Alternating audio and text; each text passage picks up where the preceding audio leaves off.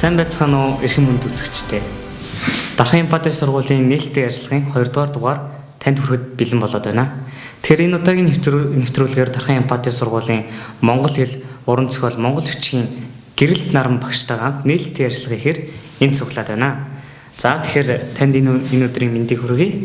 Баярлалаа. Чамд ч гэсэн өдрийн мэндийг хүргэе.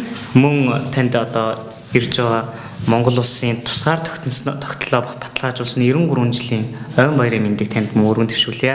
За баярлалаа. Чамд ч гэсэн энэхүү баярт өдрийн мэндийг хүргэе. Тэгэхээр монголчууд бид тусгай одоо баярыг их өндөр цар хүрээтэй тэмдэглэж өнгөрүүлдэг. Тэгэхээр мөн энэ баяруудын нэг болох одоо тусгаар тогтнолоо баталгаажуулсны баяр одоо бид их одоо тэмдэглэж өнгөрөөдөг. Тэгэхээр энэ баярыг одоо та юу гэж харж явдаг вэ? Тэгэхээр энэ талаар. За баярлалаа.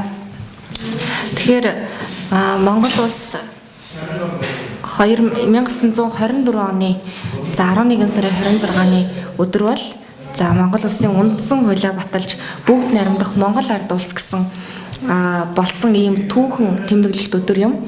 За тэгээд үнэхээр 2011 оныг хүртэл бол 11 сарын 26-ны өдрийг одоо улс тунхагласны баярын өдрөө хэмээн нэрийдэж тэмдэглэж ирсэн. За ингээ 2011 оноос хойш буюу одоо өнөөдрийг хүртэл бол 11 сарын 26 бол үндсэн хуулиа баталж бүгд найрамдах Монгол ард улс болсон ийм түүхэн тэмдэглэлт баярын өдөр юм аа. Тэгэхээр энэ өдрийг одоо учрах холбогдлыг сурагчид маань, за хүүхэд залуучууд маань мэдээсэй гэж хүсэж явдаг.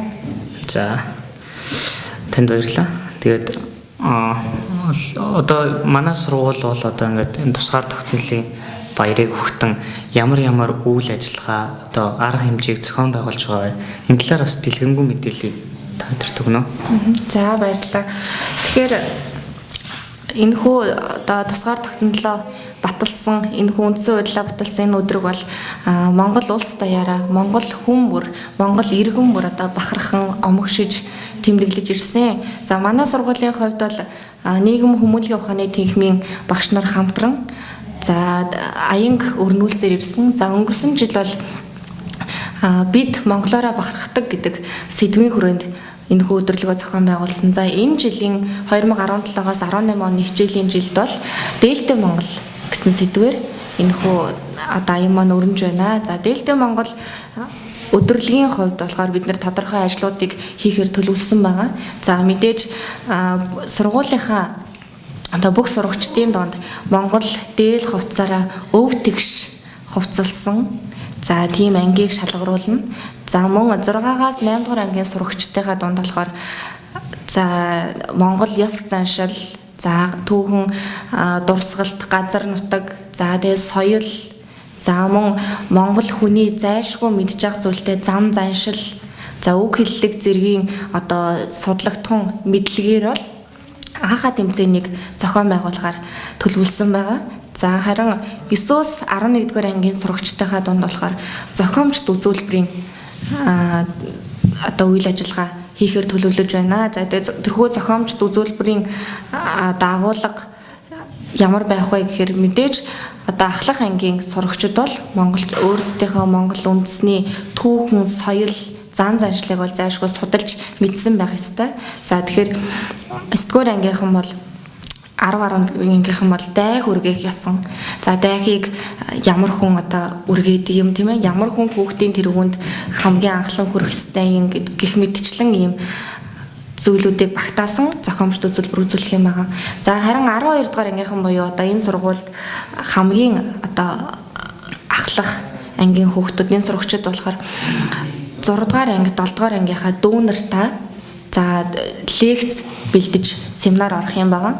За тэр нь бол одоо тодорхой сэдвтэй тэр сэдвийн хүрээнд дүүнартаа одоо 40 минутын ийм семинар бэлдэж орохоор төлөвлөөд ийм үйл ажиллагаануудыг зохион байгуулж байна. За тэгээд энэхүү өдөр бол манай сургуулийн бүх сурагчид, багш нар, ажилчид одоо Монгол дээл хувцаараа гоёж за түүхэн одоо тэмдэглэлт энэхүү баярыг бол 9 төгөлдөр тэмдэглэн өнгөрүүлэхээр бэлтгэж байна.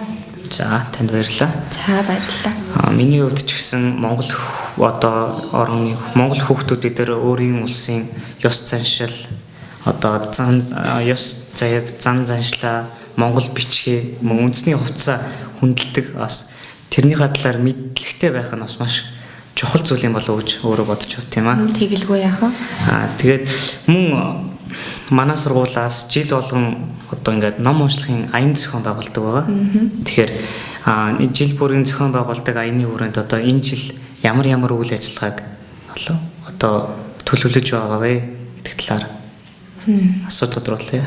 За баярлалаа. Тэгэхээр манай сургууль бол ном уншлагын аяныг жил болгон уламжлал болгон зохион байгуулдаг одоо үндсэн үйл ажиллагааны нэг юм аа. За ном уншлагын аяны одоо зорилго үр өгөөж нь бол маш сайхан. За нэгдүгээрт бол бүх одоо хүүхэд гэлтгүй эцэг эхчүүд за одоо дарга цэрэггүй тийм ээ хөгшин залуугүй бүгдээрээ л номын амтанд орж номын сайхныг биширч одоо ингэж уншиж судлах нь бол хүн болгоны одоо үүрэг юм а гэж ойлгох хэрэгтэй. За тэгэхээр Дархан Бодын сургуулийн хувьд өнгөрсөн жил ном уншлагын аяныг Дархуул аймгийн засаг даргын тамгын газартай хамтран зохион байгуулсан. За энэ жил мөн энэхүү үйл ажиллагаа энэхүү аянаа өргөжүүлэн зохион байгуулж байна. За хамгийн ихний одоо байгууллага дээр бид нэр өнөөдөр бол очиод номоо уншаад ингээд ирсэн. За энэхүү аян бол шүүхийн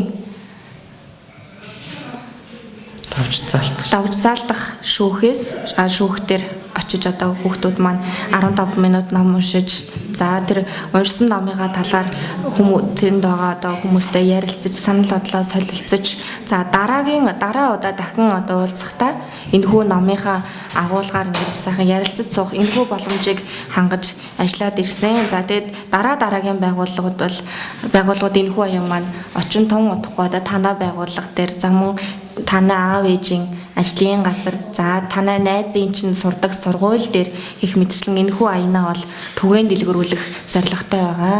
За танд баярлалаа. Тэгэхээр манай сургуулийн хүүхдүүд хичээлхийн өмнө одоо өдөр болгон 20 минутыг ном уншлагын цаг гэж одоо өнгөрүүлдэг байгаа. Тэгэхээр өдөр болгон ном унших нь тухайн хүүхдэд дадал зуршлыг бол одоо тогтоож өгдөг. Тэгэхээр байнга ном уншсанараа тэр ухаан хүүхдийн одоо мэдлэг, чадвар, үг ярианы одоо тийм зөв сонголт зэрэг харилцааны байдалд бол маш их эерэг зөв нөлөөг бол өгч чаддаг байхаа гэж бас өөрөө бодд тийм аа. Зүйтэй тэгэлгүй яах. Бас ингээд энэ сургуульд орж ирснээр бас би энэ тал дээр бол их баярлаж явдаг. Бас танд хэлье. За тэгэхээр манай нэвтрүүлгийн одоо дуусах цаг төхөж байна. Тэгэхээр нийт үзэгчтэй Монгол улс тусгаар технологи баталгаажуулсны 93 жилийн баярын мэндийг халуун талдаар өргөн дэвшүүлж байна. Та бүхэндээ баярлалаа. Дараа уулзтлаа. Түр баяртай.